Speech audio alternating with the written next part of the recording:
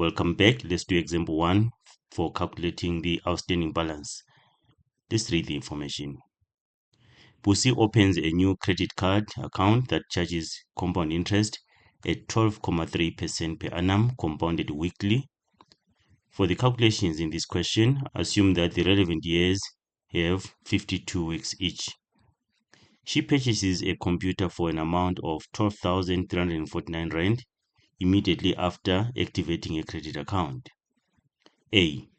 Show that the balance owing on the credit card 1 week after the purchase will be this amount to the nearest cent.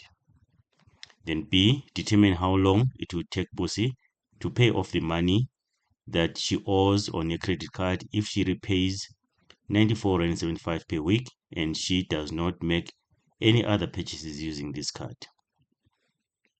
Then C.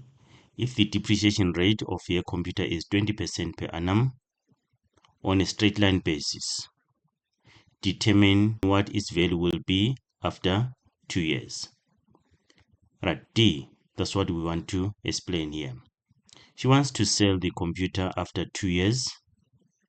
Will the depreciation value of the computer be sufficient to pay off the outstanding balance?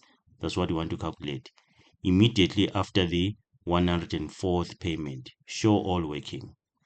So it means she will sell this computer after 2 years and get a book value, or you can say the scrap value, and then that book value is going to be used to pay off the outstanding balance. So we need to compare the outstanding balance and the book value of the computer after 2 years. But let's do all the calculations. Right, A says show that the balance owing on the credit card 1 week after the purchase will be this amount. So now she borrows this amount. Let this amount gain interest for 1 week. So it's going to be A is equal to P, then 1 plus I to the power N. P is 12,349, right? And then 1 plus the interest rate is 12.3% per annum compounded weekly. So it's going to be 0.123 divided by 52, because there are 52 weeks in the year. We're told that here. Okay, and then how many weeks is 1 week? So we're going to say 1 for N there. Then you put this in the calculator. A is equal to 12,378,21013. So round it off to 2 decimal places, which is the nearest cent, is 12,378 Rand and 21 cents. Okay, that is A there. Then B, determine how long it will take Pussy to pay off the money that she owes on her credit card if she prepays, right? 94.75. So this is our X. And then per week, and she does not make any other purchases using the card. So this is present value annuity because it's a loan, and then she's going to be paying 94.75 per week. So we're going to use the present value formula. So P, that is for B, P is equal to X, then 1 minus 1 plus I to the power negative N, all this over I, right? We want to find N. Okay, we want to find N. It says how long. So our loan amount is 12,349 Rand, and then X is 94.75, and then 1 minus 1 plus 0.123 over 52, and then to the power negative N. We're looking for N here, and then all this over 0.123 over 52. And then what we do, we multiply this amount with 0.12352. 12,349 times 0.123 over 52, you must get 29,21013462 is equal to what? 94.75. And then put the bracket 1 minus 1 plus 0.123 over 52 to the power negative N. Okay, and then divide by 94.75 on both sides of the equation. What do we get?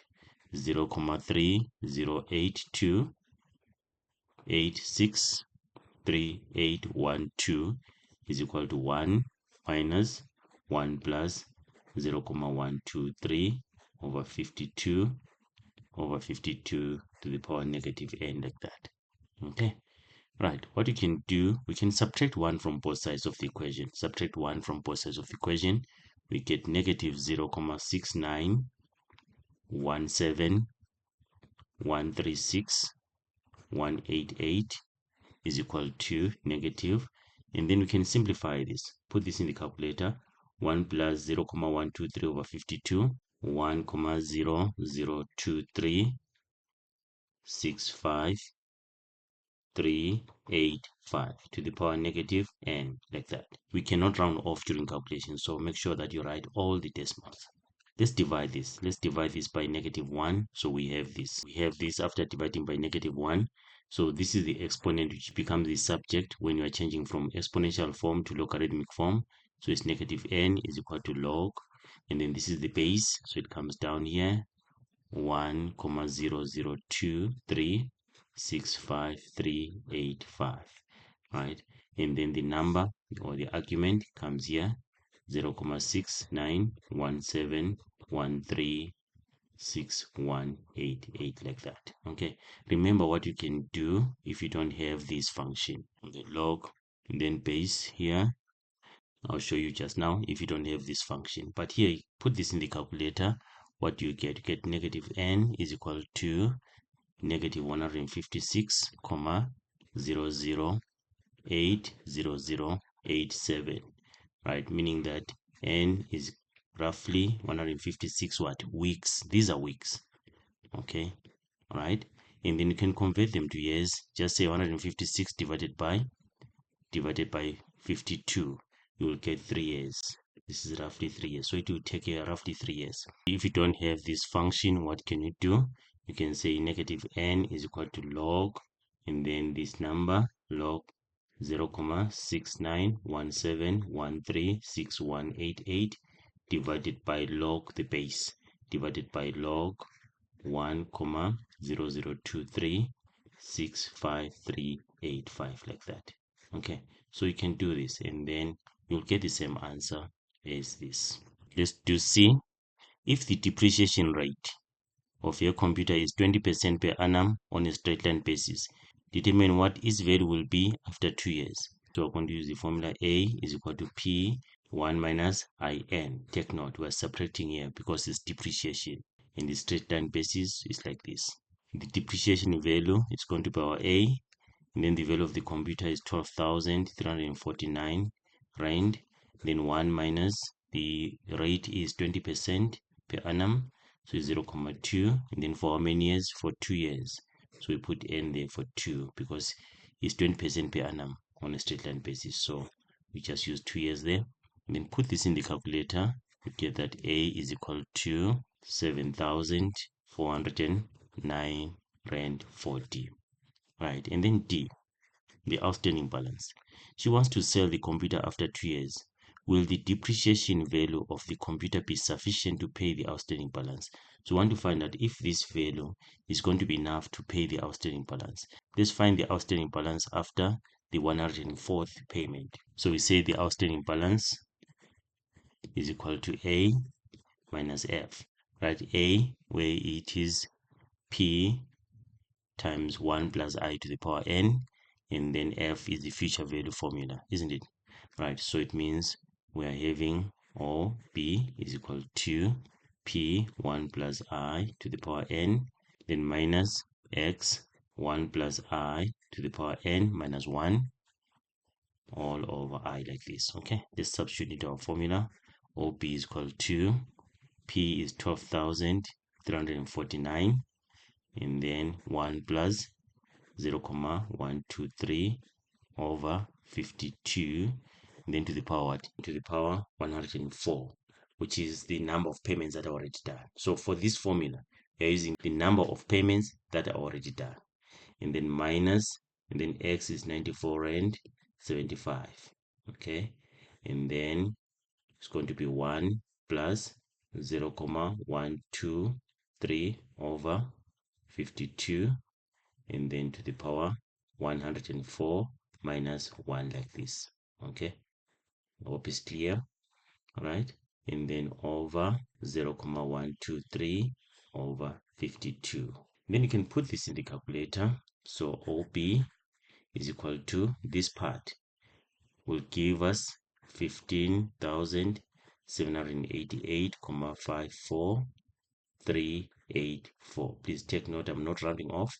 And then this part will give us 11,156,97628, right? And then if you subtract this, you get 4,631 rand 56756, which is roughly 4,631 rand and 57 cents. So this is the outstanding balance. And if you check, this money from the old computer is enough to pay the outstanding balance. Therefore, the depreciation value is enough. Right, there's another way of doing this. Let me just show you. But this other method has limitations. If we did not know that for this loan to be amortized, for this loan to be paid off, the payments have to be done for 3 years, it was going to be a problem.